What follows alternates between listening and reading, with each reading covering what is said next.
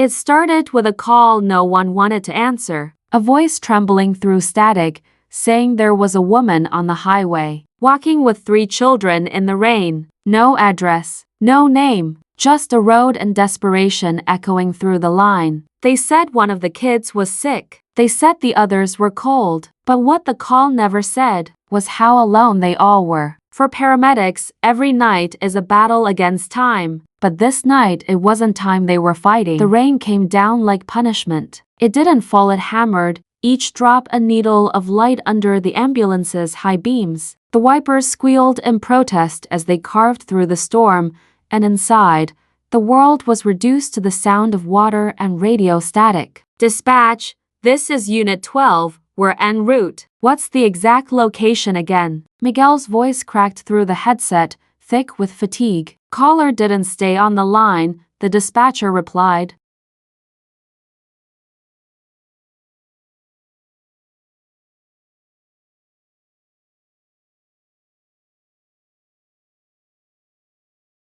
Just said there's a woman with 3 kids walking southbound on Route 9. One of them might be in distress. Anonymous call. Sarah turned her eyes from the rain to the dashboard clock. 2:43 a.m., another night shift that felt like an eternity. Her gaze flicked to the reflection of the storm in the glass, and for a second, she thought she saw a silhouette. Then Miguel cursed under his breath and hit the brakes.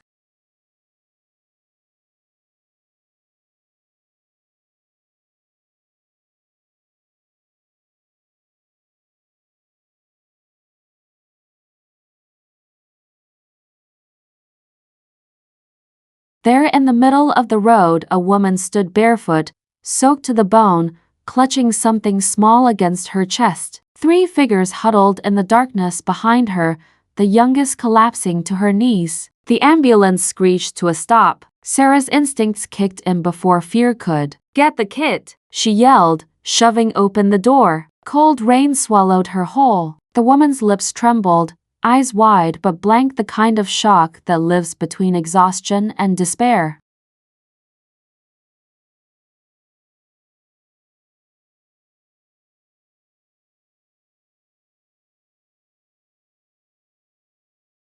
"She's not breathing right," the mother gasped in broken English. "Please, my baby." Sarah knelt, flashlight trembling in her grip. The little girl was burning with fever, her breathing shallow, skin bluish under the flicker of sirens. "How long has she been like this?" The woman didn't answer. She just shook her head, holding the child's limp hand. Miguel crouched beside her, checking for a pulse. "It's weak. We need to move her now." They lifted the girl into the ambulance.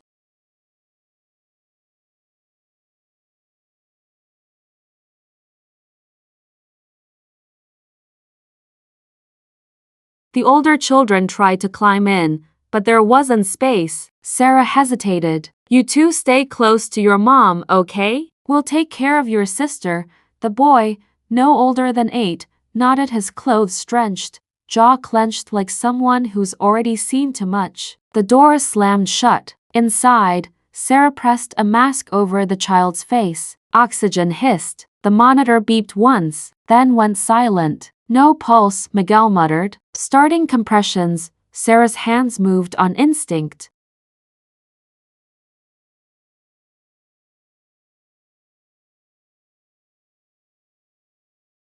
"30 beats, 1 breath again." The rain pounded on the metal roof like a countdown. The girl's chest rose faint, then again, stronger. "Got her," Sarah whispered. But when she looked up, she saw the mother standing outside the back window, soaked and motionless in the rain, her hand pressed to the glass, her eyes pleading, empty, terrified. Sarah reached for the handle to open the door, but Miguel's hand stopped her. "She can't ride with us," he said softly. "Protocol. We have to go now."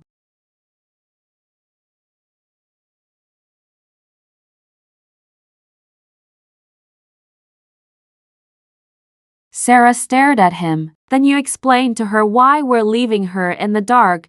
The ambulance lurched forward, sirens breaking the night open. Through the fogged glass, the woman's figure disappeared, swallowed by headlights and rain. Sarah's hands trembled as she checked the child's vitals again. Stable, for now, she exhaled, trying to steady herself, but then the radio crackled to life.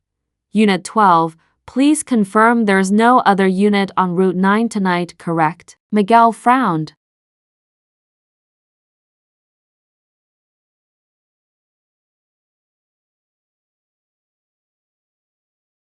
Negative. We're the only one responding. Copy that, the voice said. Then who just called again from the same number? Said the woman, and her 2 children are still walking. Behind you. Sarah turned slowly toward the rear window. The rain blurred everything into streaks of light, but 3 faint silhouettes still moved along the shoulder, illuminated only by the pulse of the sirens. And they were getting closer.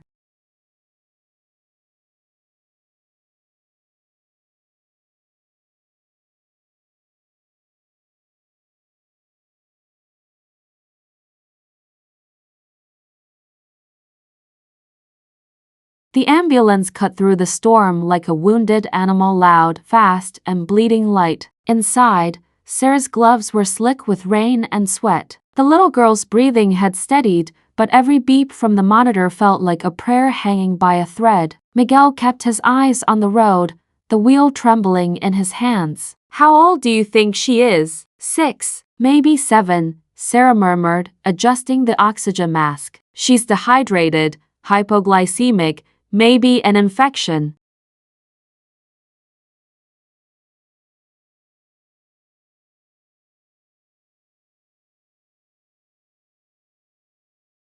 But that fever, she glanced at the reading. It's bad. We need 4 fluids, antibiotics, something stronger than what we've got.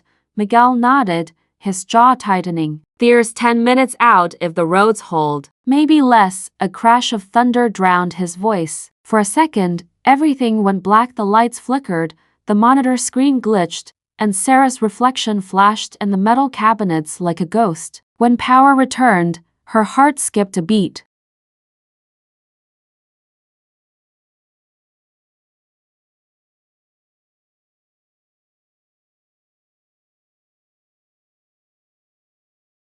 The monitor showed a single line, then the heartbeat returned. Weak, but there. Sarah exhaled sharply. Don't do that to me, kid. She looked at the child's small face, pale and still beneath the oxygen mask. There was a thin red ribbon around her wrist, handmade, knotted carefully. Sarah brushed a finger over it, wondering what story it carried. The radio hissed again. Unit 12, update on patient? Miguel responded, pediatric female, fever, severe dehydration, currently stable.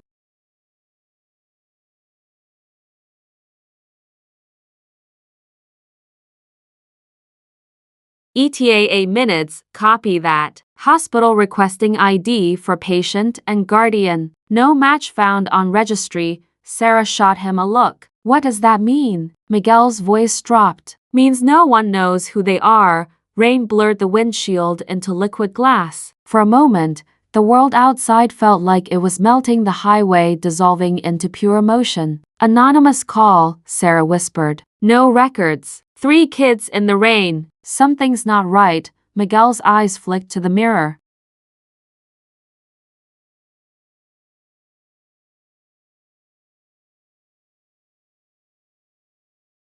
Through the back window, all he could see was darkness until lightning split the sky and, just for a breath, illuminated the shoulder of the road. 3 figures, still walking. He blinked hard, refocused. They're still behind us. Sarah froze. That's impossible. We've been doing 70. Miguel didn't answer. He pressed harder on the gas, the engine roaring as they tore through another stretch of flooded asphalt.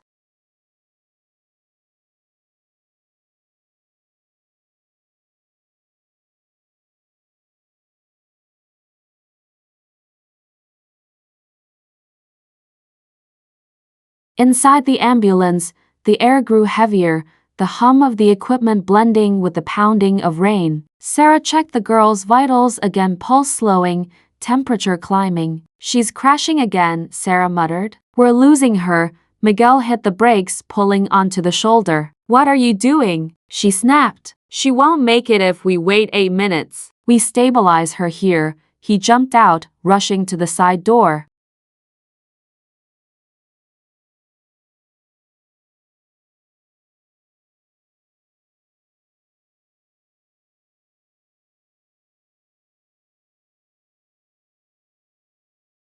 The rain hit like bullets, soaking through his uniform in seconds. Sarah adjusted the fur line, grabbing a portable defibrillator. Come on, sweetheart, she whispered. Stay with me. The child's chest rose weakly then stopped. Fib, Sarah said, her voice sharp, trained, terrified. Charging, she pressed the paddles to the tiny chest. One jolt. Nothing. Again, lightning flashed outside, syncing perfectly with the defibrillator's crack.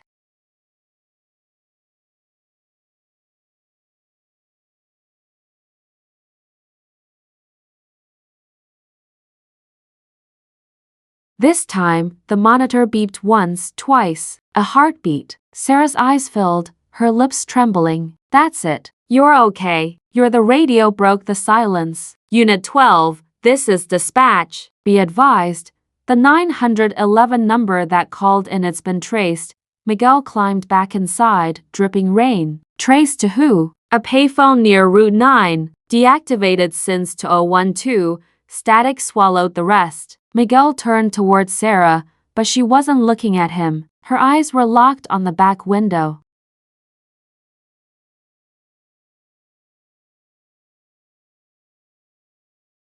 Outside, 3 faint shapes stood on the edge of the road. The woman was kneeling, one child clinging to her arm, and the smallest, the one Sarah had just revived, was standing beside her, alive, outside the ambulance. Sarah's pulse spiked, her mind refusing to believe what her eyes were seeing. Miguel whispered, Sarah, who's in the stretcher? She looked down. The girl's hand was ice cold. The red ribbon around her wrist had turned black.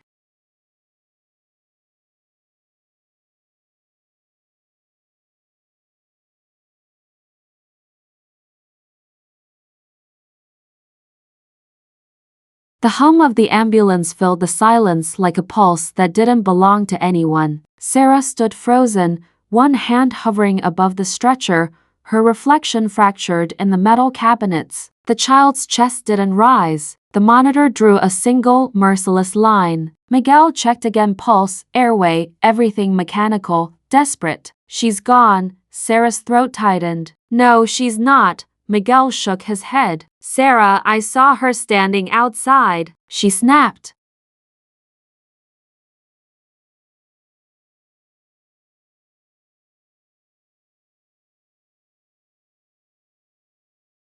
She was breathing. He looked at her, rainwater dripping from his hair. His expression softened into something that wasn't pity, it was fear. You're in shock. We both are. It's been a long night, but she wasn't listening. She tore the mask off the girl's face and pressed her ear to her chest. Nothing. Outside, thunder rolled again. Through the back window, a streak of lightning lit the road, empty this time. No figures, no movement, just the endless rain.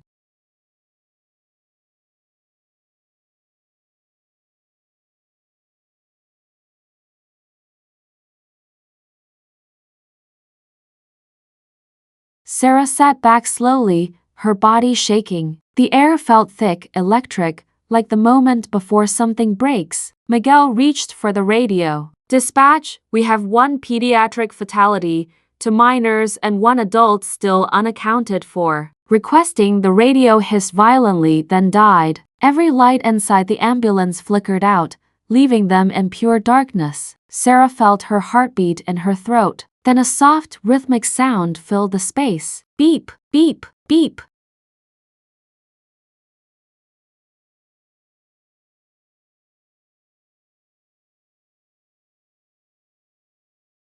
Her head snapped toward the monitor. It was on. Heartbeat detected, faint, steady. The little girl's eyes fluttered open. Sarah gasped, pressing her hand to her mouth. Oh my God! Her training screamed for logic, but her heart didn't care. Miguel, look, she's back. He turned, disbelief carved into every line of his face. That's not possible. but the numbers were there. Heart rate 82, blood oxygen rising. Sarah leaned closer, her eyes filling again. You're safe now, sweetheart. You're safe.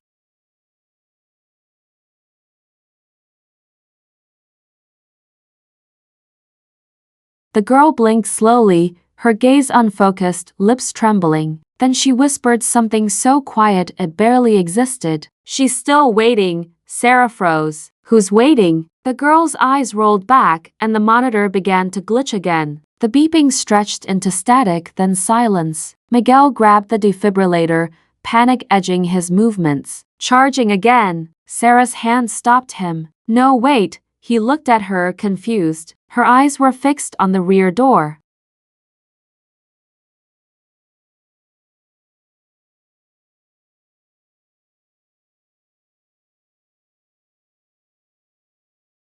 Through the small, rain-blurred window, a shadow moved slow, deliberate. Someone was out there. The handle rattled once. Then again. Sarah's breath caught. Miguel. The doors. Before he could respond, the lights surged back on. The sirens roared to life. The ambulance engine, untouched, started itself. The vehicle jerked forward, throwing them both off balance. Miguel lunged for the wheel, shouting, "What the hell?" But Sarah didn't move. Her gaze was locked on the back doors.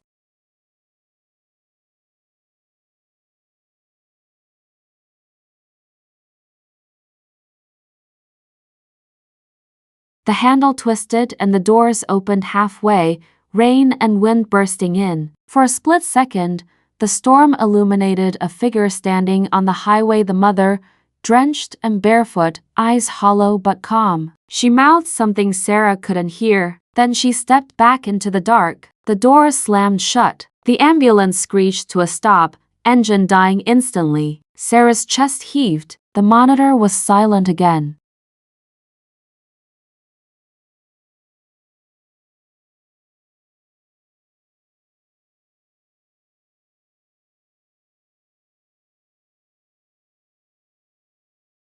The little girl's hand slipped from hers, the ribbon uncoiling, red, soaked, unraveling across the floor. Miguel finally spoke, voice trembling. Dispatch said the call came from a dead line. What if we're the ones answering something we weren't supposed to? Sarah turned slowly toward him, her face pale but steady. Her voice came out a whisper. Then we don't stop. Not until we find where it ends.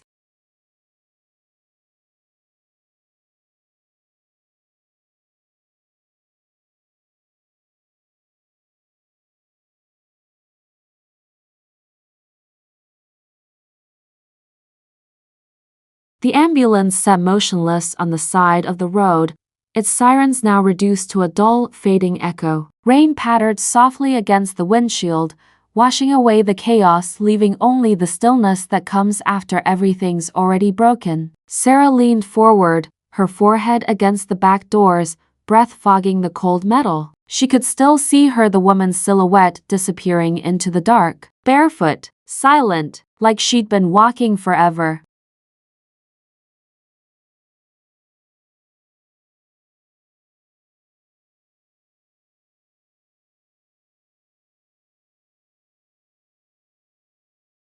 Miguel sat in the driver's seat, staring at the rain. She's gone, he said finally. We did what we could. Sarah didn't turn. That girl died twice tonight, Miguel. And she still came back, he sighed. Shock, adrenaline, reflex. You know how it works, Sarah whispered. You didn't see her eyes. He turned, voice low but sharp. And what did you see, Sarah? Tell me, because I'm starting to think this isn't about her anymore. Sarah looked down at her gloved hands.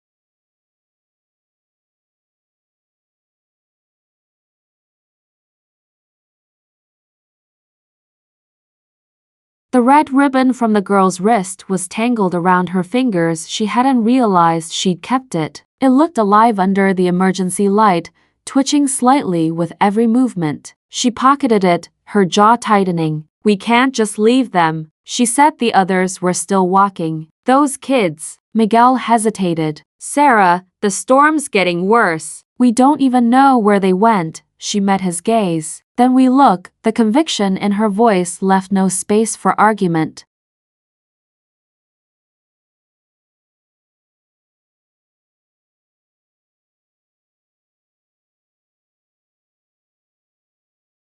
Miguel exhaled, defeated, and turned the key. The ambulance growled to life again, its headlights slicing through the downpour. They drove slowly, the wipers dragging across glass like tired lungs. The road stretched endlessly, lined with fields that had turned into shallow rivers. For a while, neither spoke, only the sound of rain and the faint, hollow beeping of the monitor in the back still on, though unplugged. Sarah's eyes kept flicking to the window.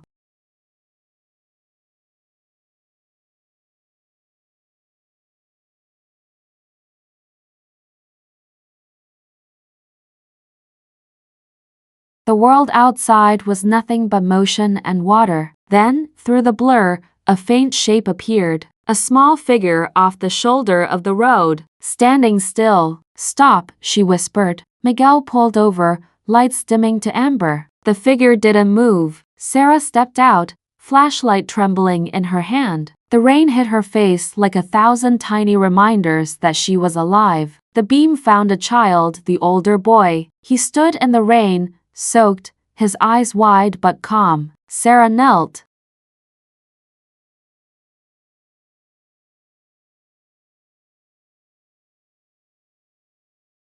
"Hey, sweetheart, where's your mom?" He didn't answer, just stared at her, expression unreadable. Then he pointed toward the trees. Sarah followed his hand into the darkness beyond the road, where faint lights flickered between branches. She looked back at Miguel. "Stay with the truck." Sarah, no, but she was already moving. The mud swallowed her boots with every step. Branches clawed at her jacket. The light of the ambulance faded behind her, replaced by the slow rhythm of her own heartbeat.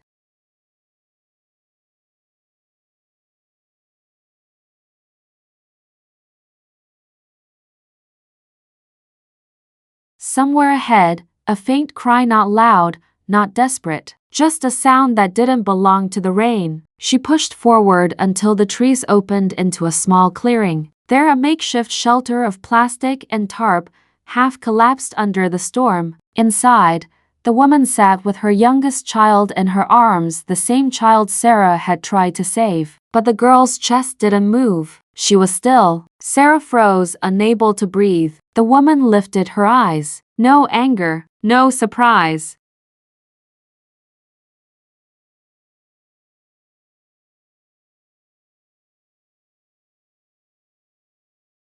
Just the hollow calm of someone who'd already buried too many things. "She's sleeping," the woman whispered. "You came." Sarah's throat burned. "We can take her to the hospital." "We can, she doesn't need hospitals anymore." The wind carried the words away before Sarah could answer. The woman brushed the child's hair back gently, her voice trembling now. She was sick for so long. No one would help. No papers, no insurance. Just waiting. Always waiting. Sarah knelt, tears blending with the rain.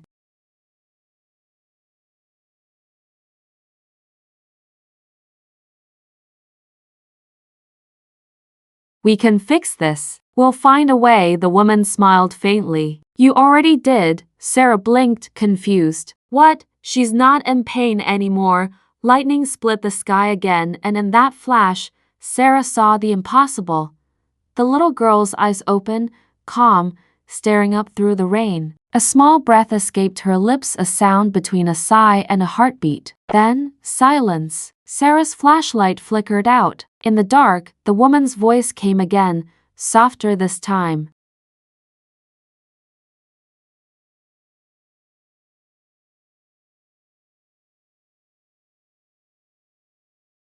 She just needed someone to see her.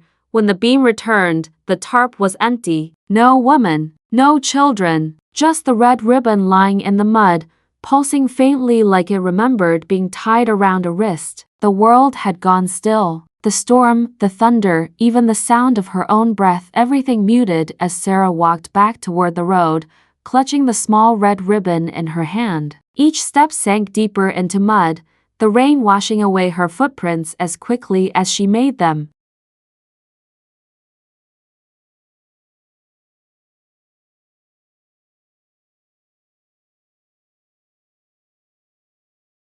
By the time she reached the ambulance, she looked like a ghost carved from the storm. Miguel jumped out, flashlight cutting through the rain. Jesus, Sarah, I told you not to. He froze when he saw her face. She didn't say a word, just held up the ribbon. It hung limp and wet between her fingers. Miguel swallowed hard. Where are they? They're gone. Gone where? She shook her head. Everywhere. Miguel stared at her like he was afraid to ask more.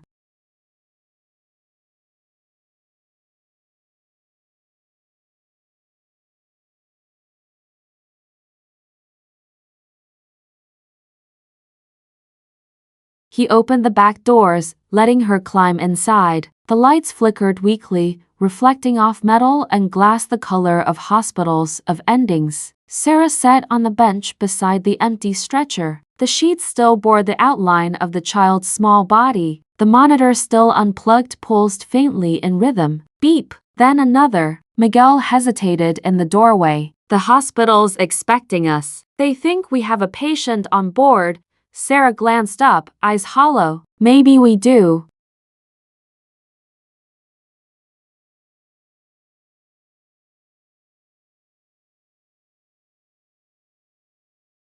He stepped closer, voice steadying. Sarah, listen to me. You've been running nonstop for 12 hours. You need rest. You saw a mother and her kids. I felt her. Sarah cut in, voice shaking. Her hands, cold, shaking, still trying to keep them warm. She wasn't asking for help, she was apologizing. For what? For existing, she said. Silence fell heavy between them. The kind of silence that's not empty, it's full of everything no one wants to say. Miguel rubbed his temples.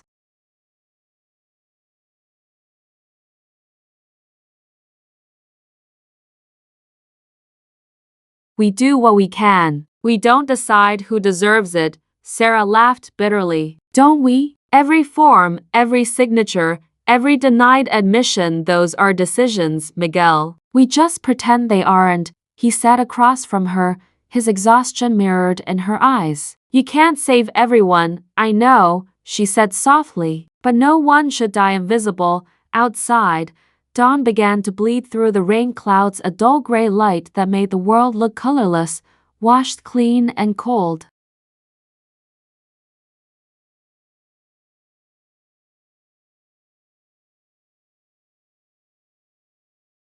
The radio crackled again, startling them both. Unit 12, status check. We've got a report from a trooper, says they found 3 sets of footprints on Route 9. Looks like a woman and 2 minors heading northbound. Miguel stared at the receiver. That's impossible, said it ends just before the bridge. After that, nothing. Sarah looked out the window. The highway stretched ahead, endless and empty, the fog curling over it like a curtain. Let's go, she said quietly. Miguel hesitated.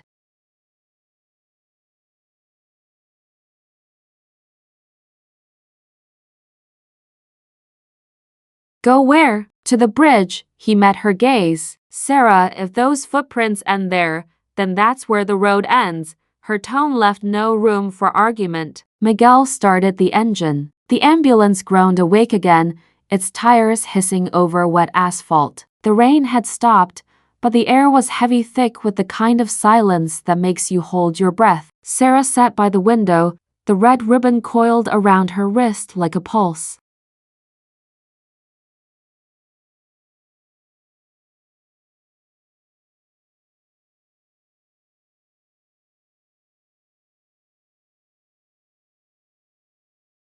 As they drove, she thought about the woman, how her eyes never looked afraid, just tired. The kind of tired that can't be slept off. Sarah whispered to herself, almost praying, I just want them to be somewhere warm. Miguel glanced at her. Maybe they are. Sarah's eyes stayed on the horizon. Maybe that's the point. That we don't get to know.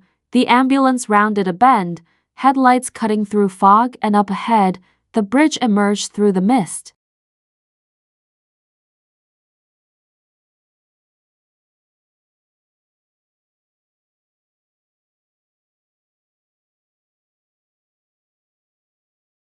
The guardrails were twisted from age, the river below swollen and gray. As they approached, Sarah's breath hitched. In the center of the bridge, a single piece of red fabric fluttered from the railing torn, waving weakly in the wind. She reached for the door handle. Miguel grabbed her arm. Sarah, wait, but she was already stepping into the light. The wind howled across the bridge, carrying the faint echo of children's laughter. Not loud, not haunting, just distant.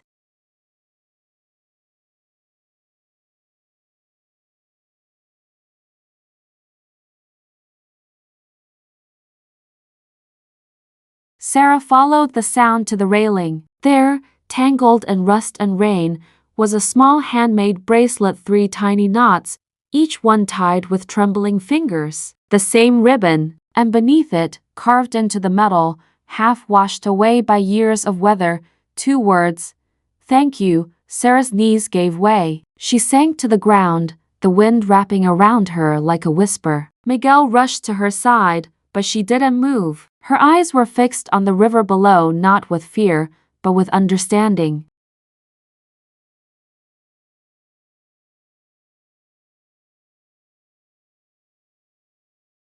She finally whispered, "We weren't supposed to save them. We were supposed to see them." Morning came slowly, not like a sunrise, more like a memory that had to be remembered. The storm had cleared, leaving behind a world that looked pale, rinsed, half alive. Fog drifted over the bridge like a veil. The red fabric still clung to the railing, fluttering faintly in the wind, the only movement in miles.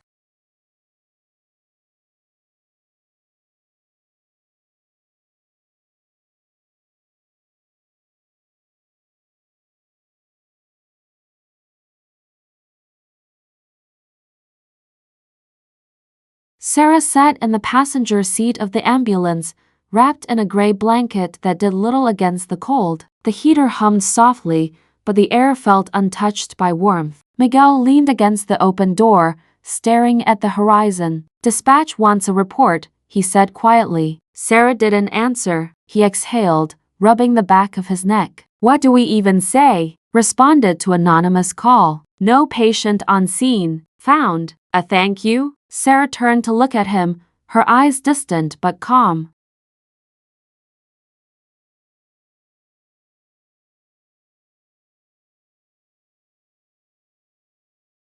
"We tell them the truth." Miguel gave a small, humorless laugh. "And what's that?" "That there are people out there no one's looking for," she said softly. "People who keep walking until the road ends." He met her eyes, then looked away. The silence between them wasn't heavy anymore, it was something else. Gentle, honest. Sarah opened her hand. The red ribbon, the same one that should have been washed away by the rain, was still there, dry now, soft between her fingers. It was impossible.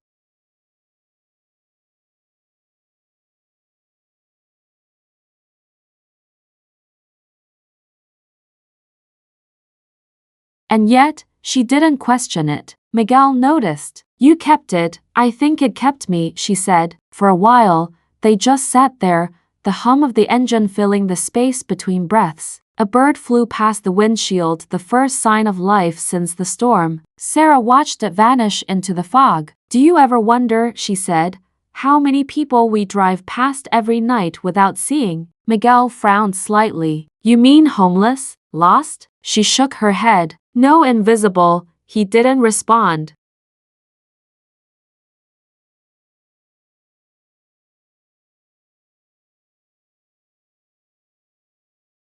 Because he knew exactly what she meant. Every call, every life they pulled from wreckage, some they saved, most they didn't. But the hardest ones were the people who disappeared the moment they were gone from the room. The ones the world forgot. Miguel started the engine again, hesitant. "We should head back. They'll think we got lost." Sarah nodded, but her eyes lingered on the bridge.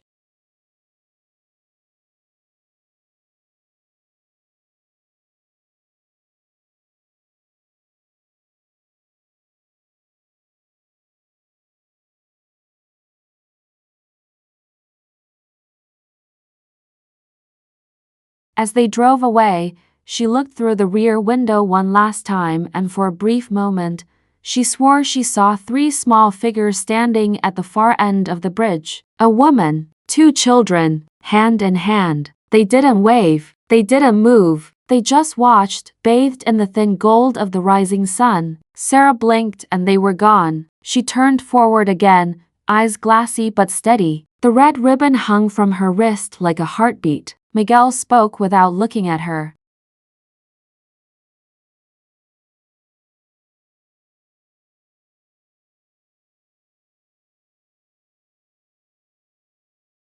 You ever think maybe some calls aren't accidents? Sarah looked out the window, watching the fog roll back across the fields. I think sometimes the world finds a way to remind us what we're doing matters, even when no one says it out loud. He nodded slowly. Like a thank you? She smiled faintly. Like a thank you. The radio crackled again. Unit 12, new call coming in, single vehicle accident, Route 11. Possible injuries. Do you copy? Miguel sighed. Copy that.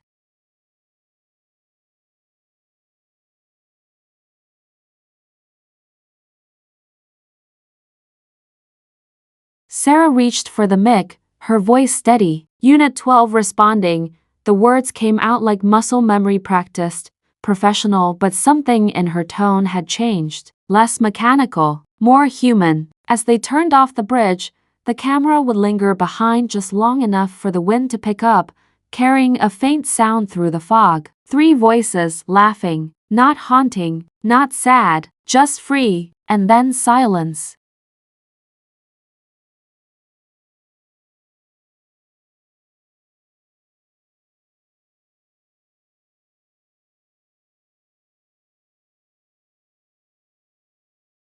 Sarah looked down at the red ribbon again, twisting softly around her wrist. In the faint glow of dawn, she whispered under her breath words too quiet for Miguel to hear. I saw you. The hospital smelled like bleach and rain. It always did after a long night, sterile, bright, pretending it had never seen darkness. Sarah walked through the automatic doors, the hum of machines replacing the rhythm of the storm. Her hair was still damp. Her shoes left faint muddy prints on the white floor.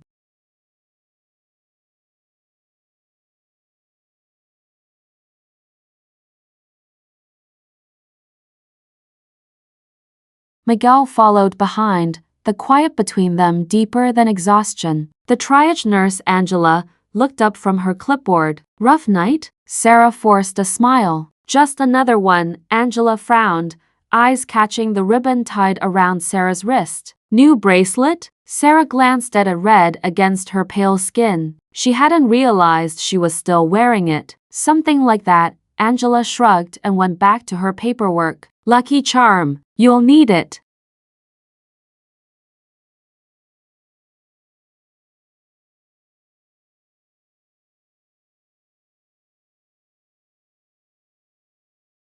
Sarah walked past, heartbeat steady, though her hands trembled faintly at her sides. The hospital lights were too bright now, almost aggressive. Every corridor echoed with the same voices, the same footsteps, the same cries. But something inside her had changed. She felt everything, every cough, every sigh, every whisper of a family waiting behind closed doors. It all felt louder than before, as if empathy had become a second heartbeat.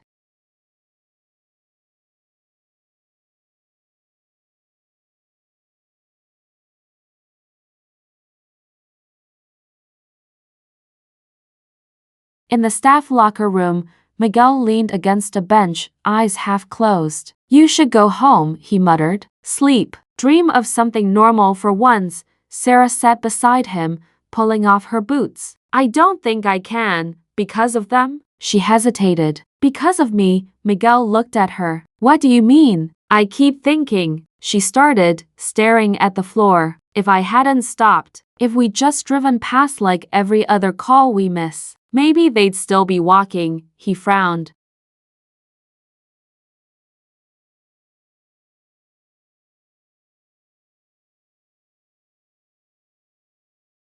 You think it's your fault? No, she said. I think it was meant to happen. To remind me how easy it is to look away. Miguel rubbed his face. You can't carry every soul you meet, Sarah. She smiled faintly. Then what are we doing here? He didn't answer. Because there wasn't one. Outside the window, dawn was breaking over the parking lot, soft gold spilling through the blinds, the kind of light that makes everything look like forgiveness. Sarah stood, picking up her jacket.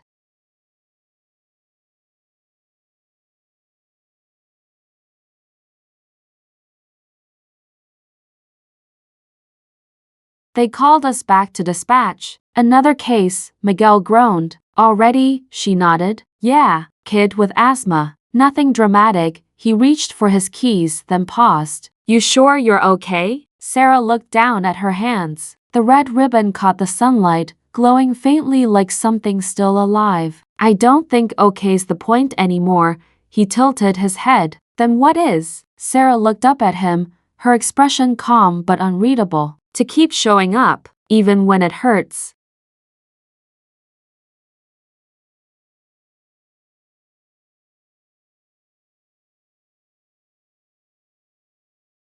Miguel studied her for a long second, then smiled a tired, genuine smile that said, I get it. They walked together down the hall, past stretchers and busy nurses, through the hum of everyday emergencies. As they passed a waiting room, a little girl sitting on her mother's lap turned and waved at Sarah. She wore a red ribbon tied around her wrist. Sarah froze. The girl smiled, the kind of small, knowing smile that doesn't belong to a stranger.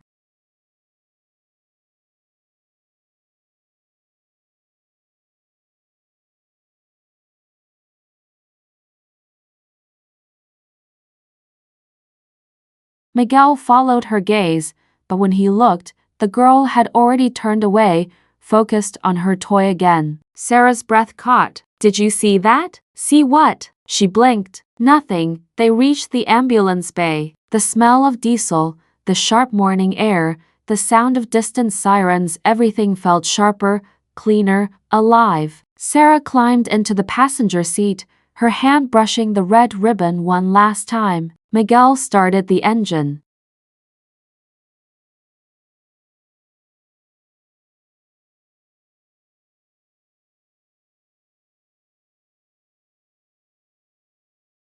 You really believe we saw ghosts? She turned toward the window, watching the hospital disappear in the rearview mirror. No, she said. We saw people. Miguel smiled faintly. Maybe there's no difference. For a while they drove in silence, the city waking up around them. The radio crackled with a new call, another emergency, another voice waiting to be heard. Sarah reached for the mic without hesitation. Unit 12, she said softly, en route.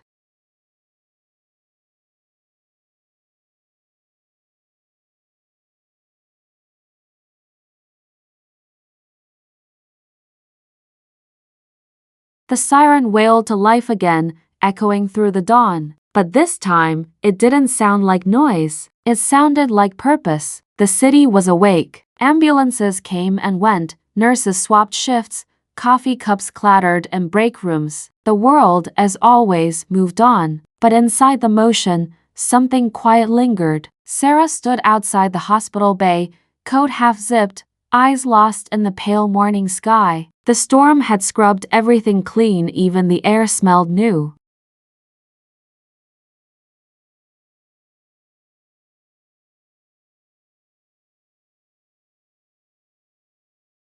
She could hear the sound of the highway in the distance, the faint hum of tires on wet asphalt, like the heartbeat of the earth itself. Miguel came up beside her, holding 2 paper cups of coffee. He handed her one. You look like someone waiting for a sign. Sarah smiled faintly. Maybe I already got it.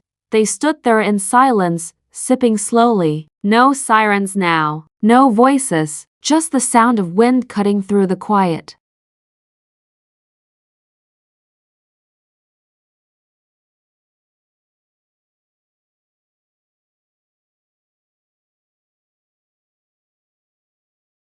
Across the street, a small family walked along the sidewalk, a mother holding 2 children by the hand. The kids laughed, jumping over puddles. The mother smiled tiredly, but her grip never loosened. Sarah watched them disappear around the corner. Her eyes softened. They look happy, Miguel followed her gaze. Yeah.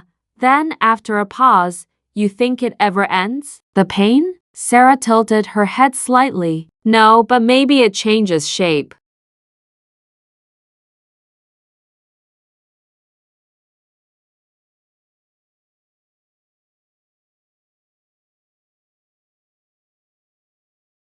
He nodded, like that made sense in a way only she could make it make sense. Sarah looked down at her wrist, the red ribbon still there, faintly frayed but unbroken. She traced her fingers along it as if feeling for a pulse. You know, she said quietly, I used to think saving lives was about keeping people breathing. Now I think it's about remembering them when no one else does. Miguel smiled, looking at her sideways. You're starting to sound like a priest.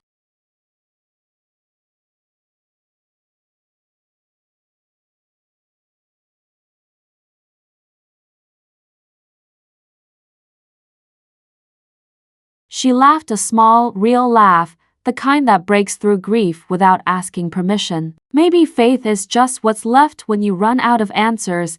The morning sun climbed higher, cutting through the last of the fog. The hospital windows caught the light, each one glowing like a tiny miracle, like hundreds of small stories unfolding behind the glass. The radio inside the ambulance crackled again. Unit 12, you available? Miguel sighed, tossing his empty cup into the bin.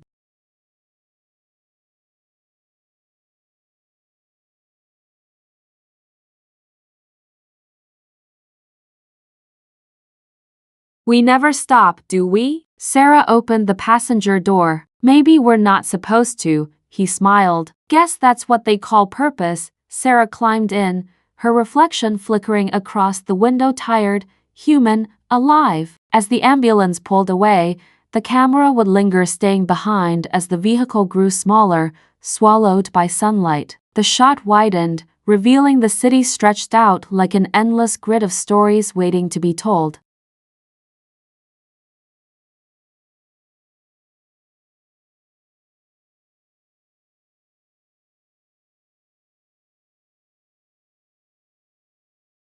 Then, faintly, the sound of a child's laughter echoed, soft, far, barely there, carried on the wind. Sarah's voice overlapped, calm and reflective, as if speaking from somewhere beyond the frame. We don't get to choose who we save. Sometimes we just get to see them. And sometimes, that's enough. The red ribbon, left behind on the bench by the ambulance bay, fluttered once in the breeze and then went still, fade to white.